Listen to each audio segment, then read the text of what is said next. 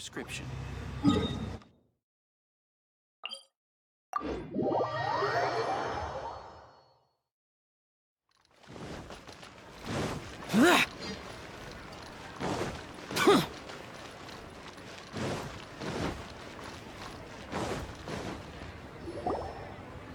Master Xingqiu, thank goodness you're finally back.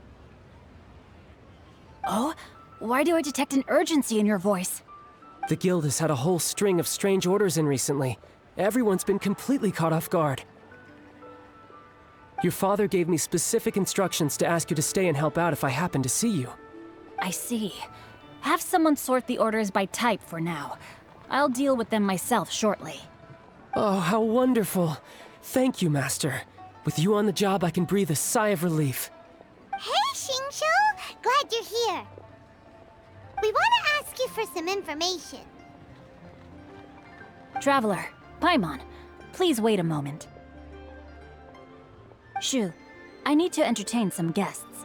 Please continue with your work for the time being, and we'll discuss the matter of the guild's orders in more detail later on. Understood, Master Xingqiu. Then I will leave you in peace.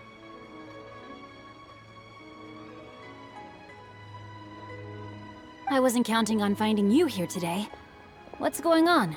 And how, pray tell, may I be of service? Xingqiu, have you ever heard of Sunset Vermilionite? Oh, I see. So you've entered Lady Ningguang's contest as well. As well? Do you mean... The truth is, the Feiyun Commerce Guild is in possession of some Sunset Vermilionite, but only one piece. We are holding it on behalf of someone who has asked us to put it up for auction, and a lot of interested parties have already come to us inquiring about the price. At the end of the day, it all comes down to supply and demand. In this case, I'm guessing the final transaction price may be in excess of 500 million mora. 500 million?! Honestly, I would recommend that you don't bother bidding on this one. The price is greatly inflated, and it's just not worth it. But without any Sunset Vermilionite... Don't panic. I don't suppose you ever heard of Sea Gazer? Who? Sea Gazer was once very close to Mountain Shaper, but if I am not mistaken, he has already passed away.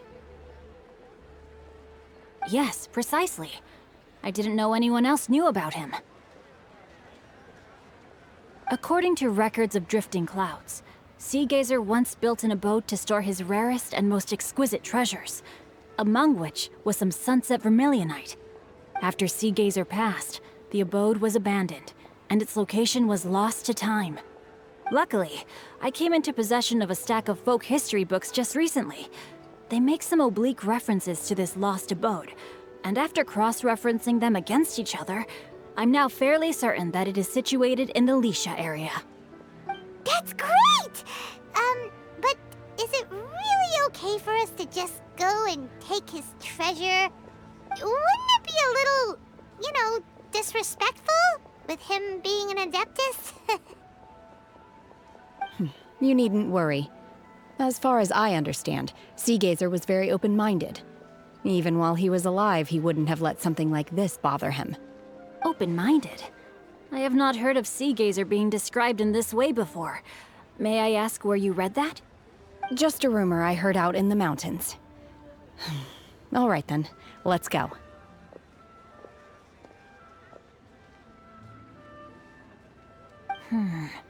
There's something about this young lady that reminds me of a good friend of mine. Oh, I almost forgot. Adepti abodes tend to have very ingenious designs, especially when it comes to their defense mechanisms. Plus, it's likely to be crawling with monsters after being abandoned for so long. So please, be very careful. Okay, we will be. Thanks, Xingqiu.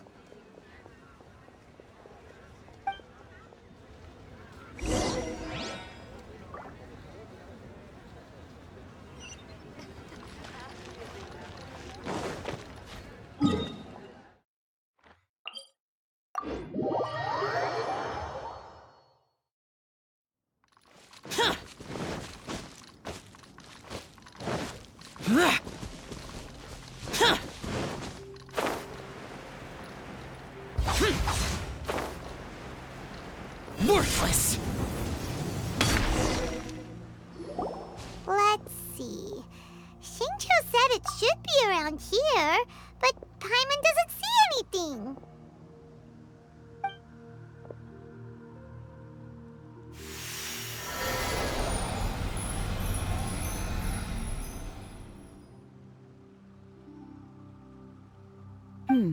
This place was hidden using a special Adepti art. But now that I have removed it, we can inspect the area more closely. Wow, that's amazing! Yep, let's take another look around. Hey, look! Is that a new Seelie over there?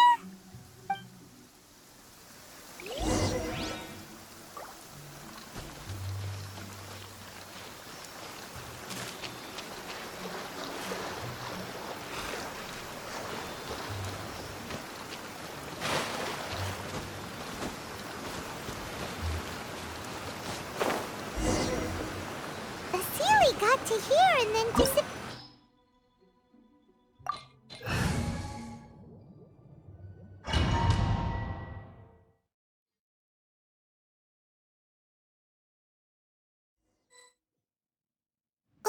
What? Weren't we at a waterfall just now? How did we suddenly end up here? Whoa, so many clouds. It feels like we're high up in the sky. I believe this is the abode of that Adeptus. With any luck, the Sunset Vermilionite we're looking for should be in here. Really? Let Paimon see. Huh? Isn't that the Seelie from before?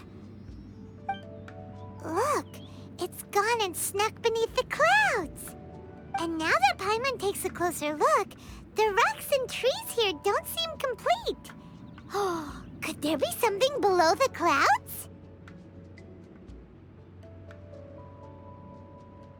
These are not real clouds. They are the product of an Adepti art used for spatial partitioning. If we want to go down, we must first destroy the mechanism that is maintaining the Adepti art. All right, then let's do it. I sense the presence of monsters in this place. I don't know where they are hiding, so we'd better be careful.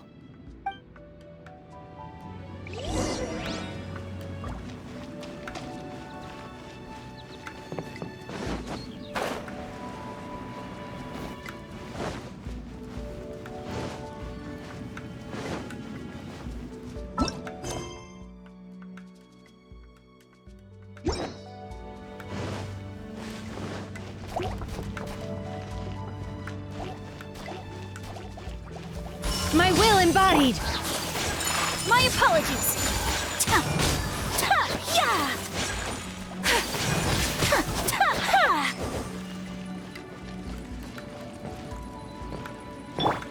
Unleash! Take your true form!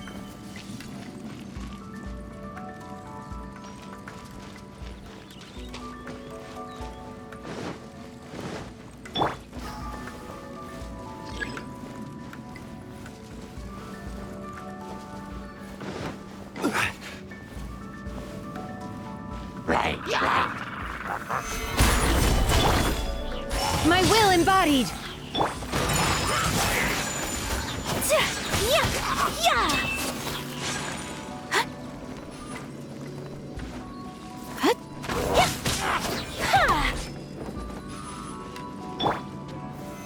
Solidify!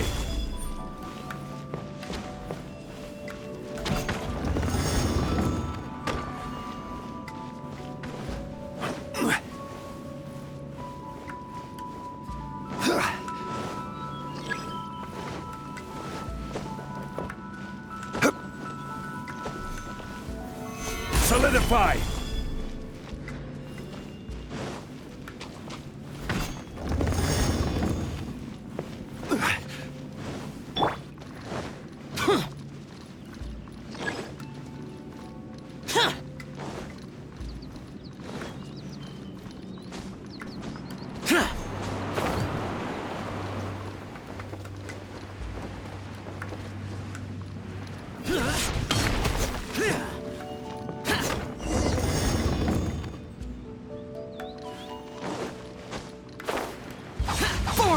It appears that we've been taken for intruders.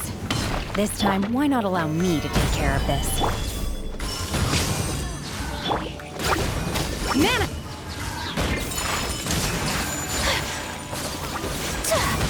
Yeah!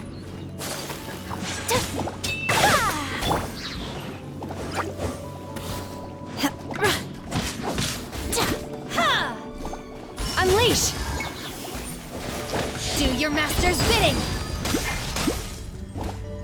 Obey!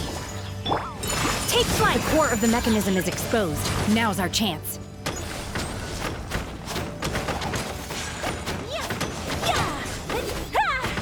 My apologies!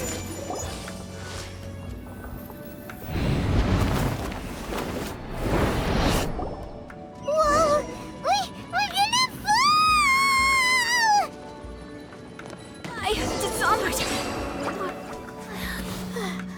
Is everyone okay? Look! The Celia disappeared beneath the clouds again! It looks like we need to go further down. But before that, let's destroy the guard mechanisms on this level first.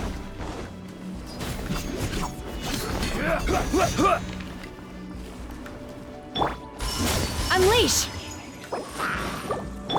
Useless.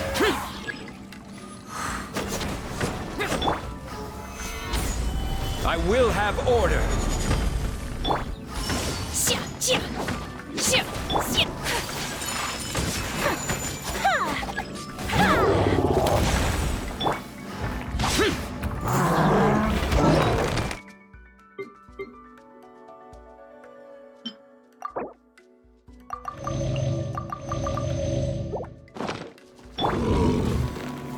Stabilize. By ordinance divine! Whirling snow!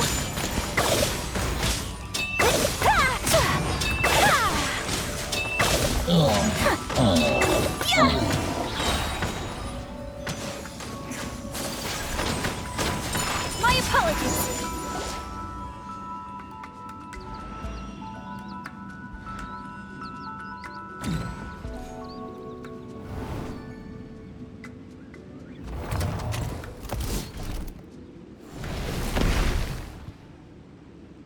We're gonna fall! This time, we're really gonna fall! Ah! So high!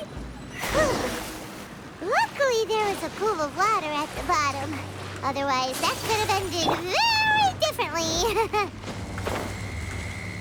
Hey! That Sealy's on the move again! Let's catch up with it! Huh? Something looks different about this stone wall. Let's take a closer look.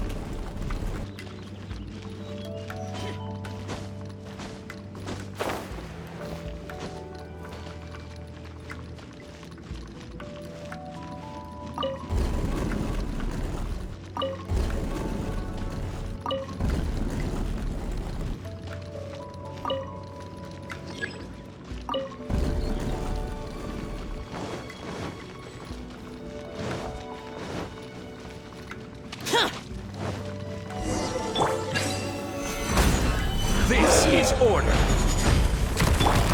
My will embodied!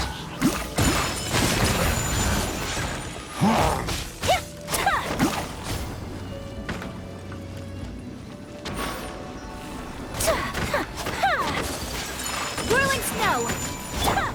My will embodied!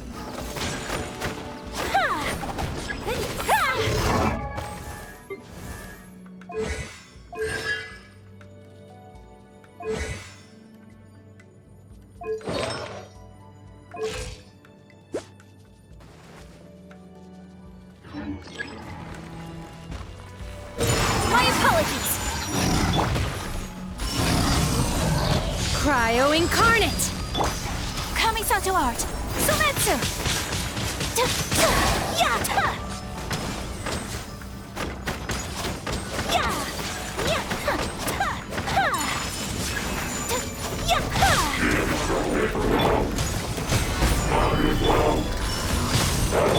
I will have order. Useless. Foreign. Whirling snow!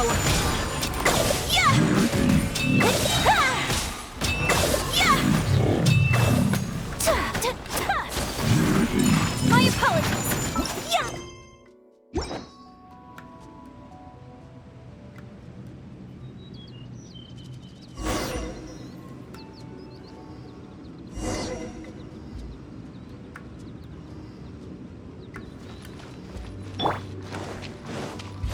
Useless.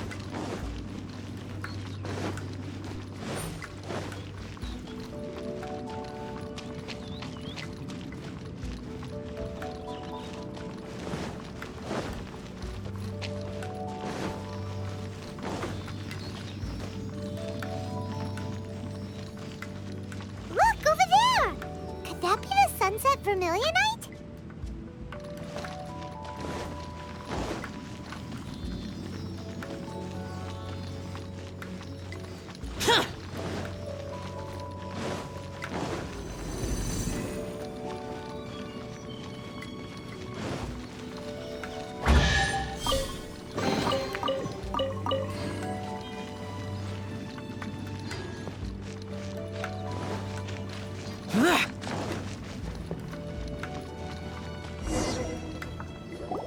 Is this it? Is this the Sunset Vermilionite? It's so huge!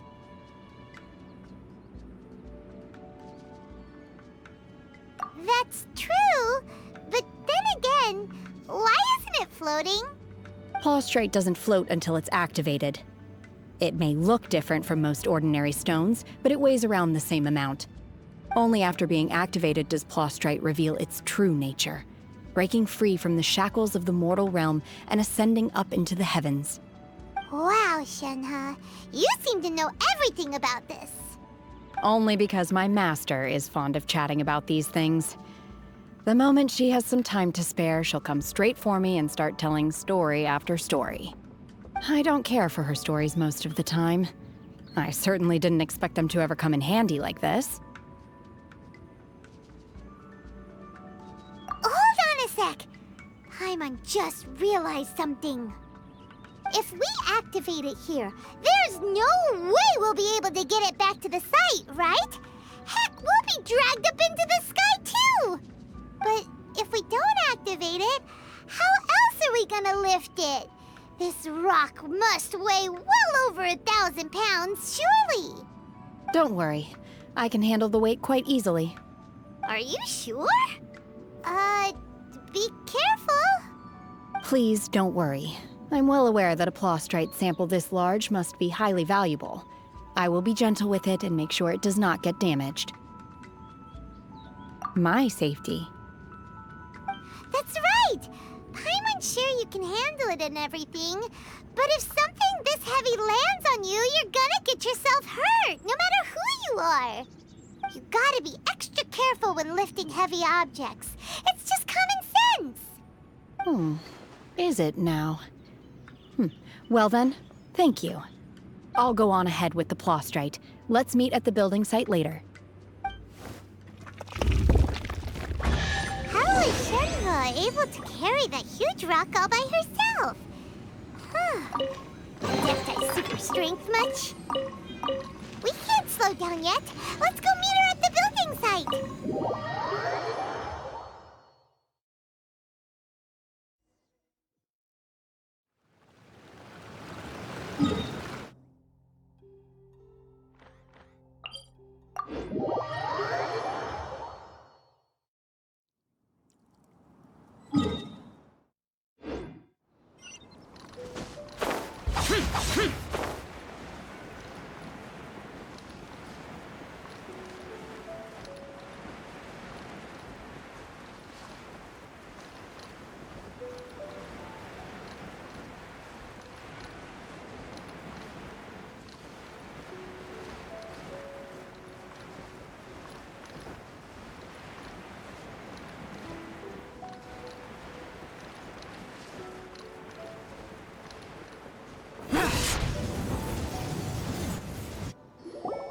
Oh my god, I can't believe my eyes.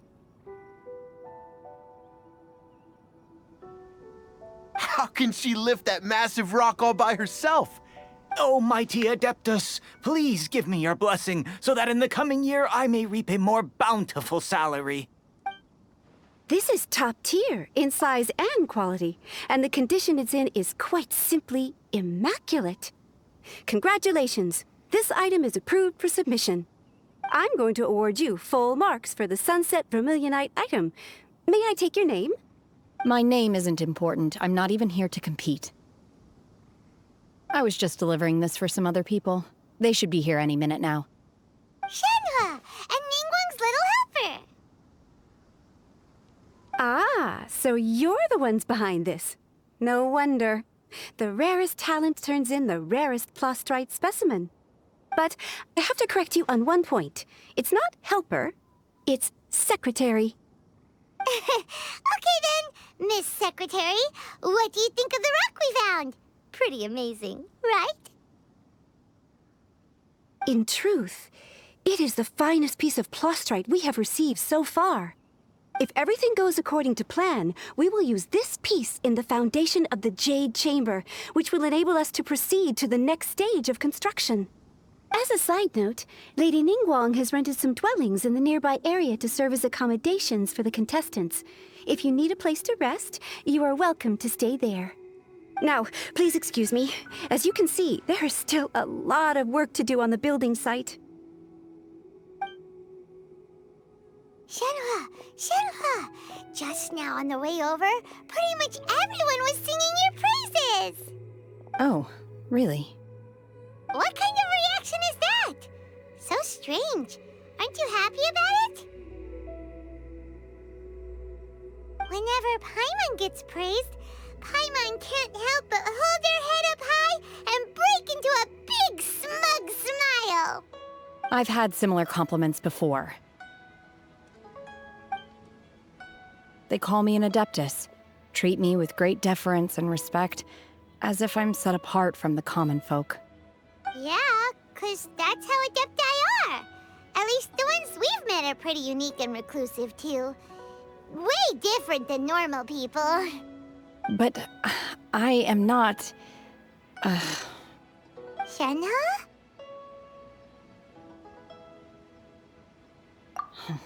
I'm fine. I've been exerting myself quite a lot ever since we set foot in that abode.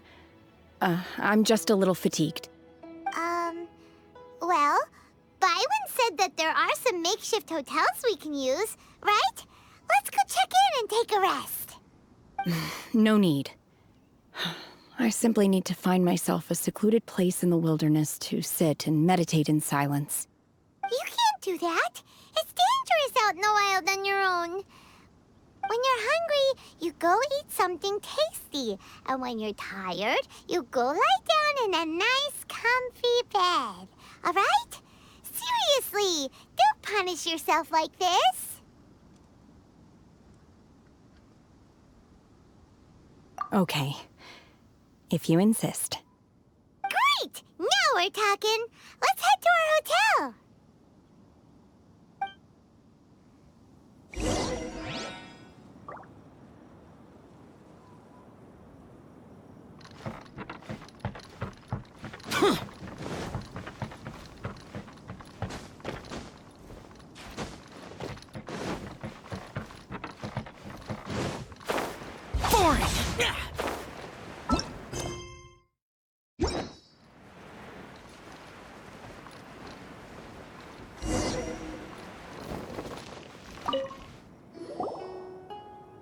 Hi there! Checking in, are we? You're just in time. We only have 2 rooms left.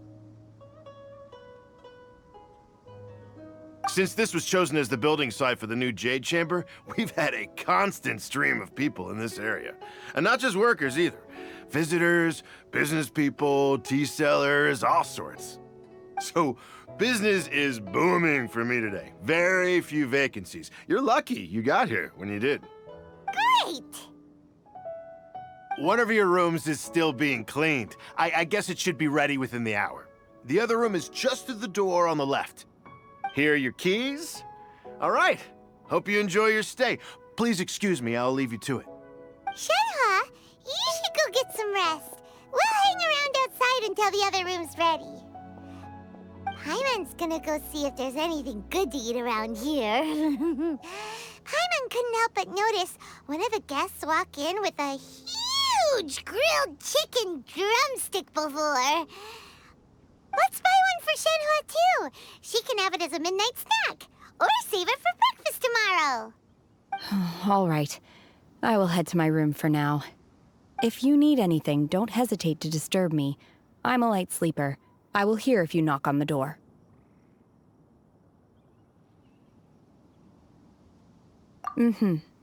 See you tomorrow. Hey! Isn't that Cloud Retainer? What's she doing here? Let's go and say hi.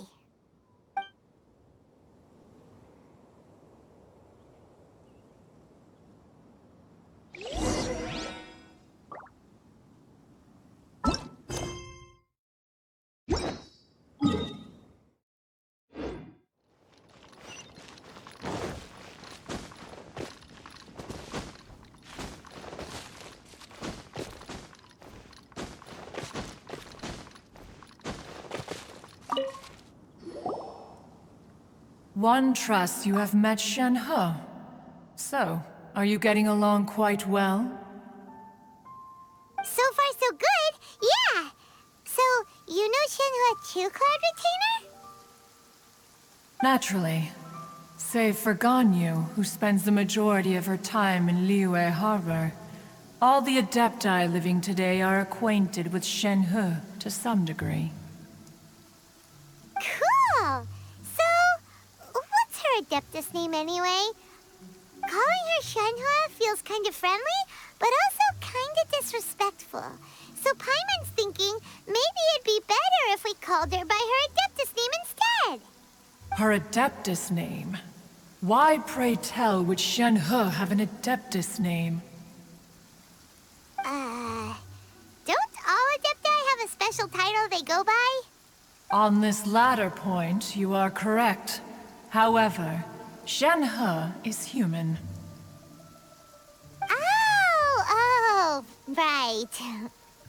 Wait, what? What? You knew already? So is Paimon the only one who didn't know? Do you mean to say that she presents differently from ordinary human beings? Well, to start with, her problem-solving methods are extremely direct. Ah, yes. She was like this all those years ago when one first met her.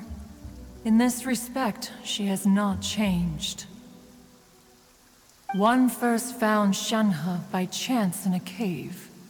One was passing by and sensed the presence of a god's remains.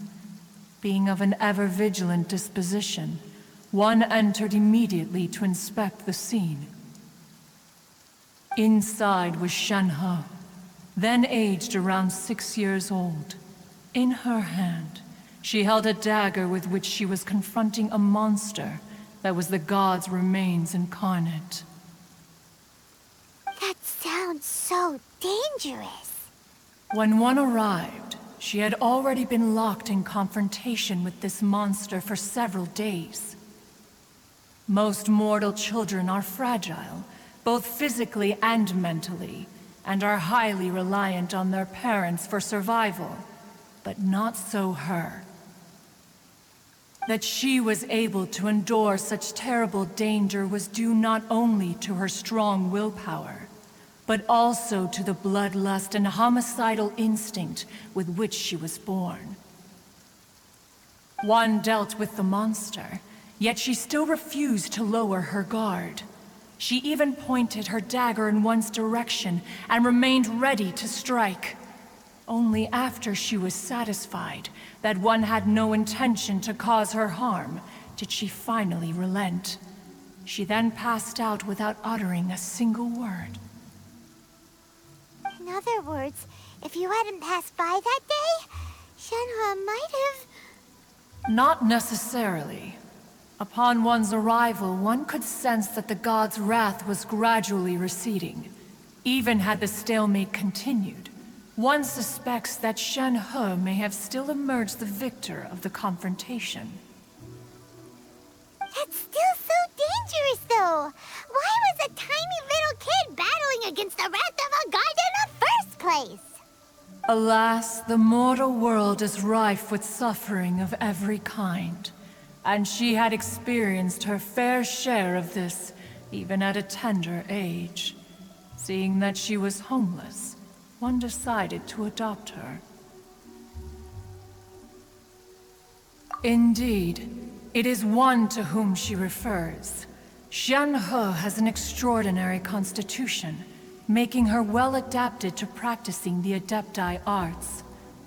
All the Adepti cherished her talents, and so we were willing to train her. However, her homicidal urges did not subside with age. Rather, they grew stronger day by day. Mooncarver once performed a divination for her. He declared that her fate is to bear the curse of calamity. Consumed by malevolent energy, she is prone to bring harm to those around her. Such is the magnitude of the danger this poses, that her soul must be bound with red ropes to keep her homicidal instinct at bay. The red ropes have indeed served to keep her calmer and more content. They also seem to have rendered her somewhat inexpressive. Perhaps the red ropes are so powerful that they have suppressed some of her other emotions as well.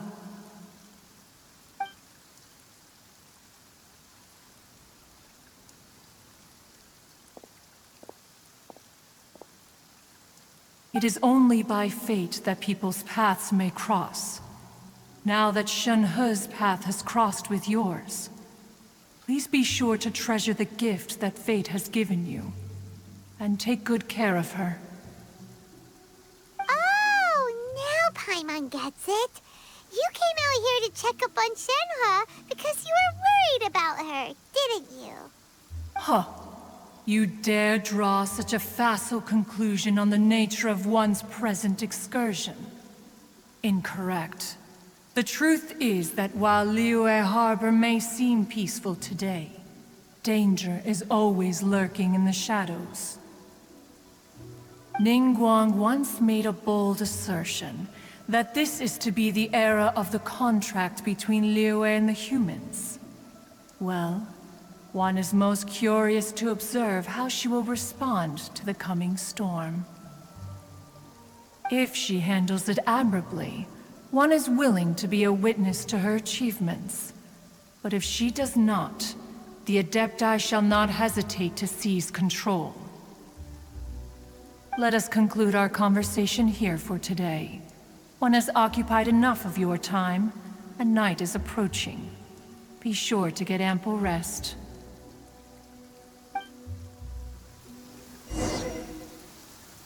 So, Xianhe isn't an Adeptus after all. She just grew up around the Adepti. Oh, no wonder she doesn't like being treated as an Adeptus. Having everyone falling over themselves to show their respect all the time must be kind of hard to deal with.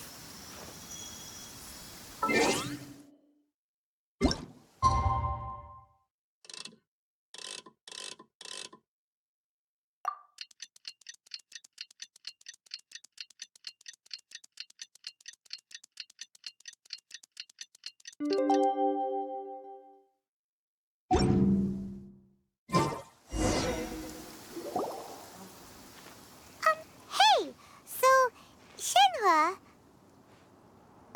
Master has relayed my situation to you, I take it. oh? How did you know? I'd intended to wait until you came back before going to sleep, but I didn't hear you come in. I was worried that something may have happened to you, so I went outside to check and caught sight of my master. On top of this, you have been acting very strangely around me this morning, causing me to suspect that my master must have told you everything about me. After all, Master is very talkative. Sorry, Xianhe.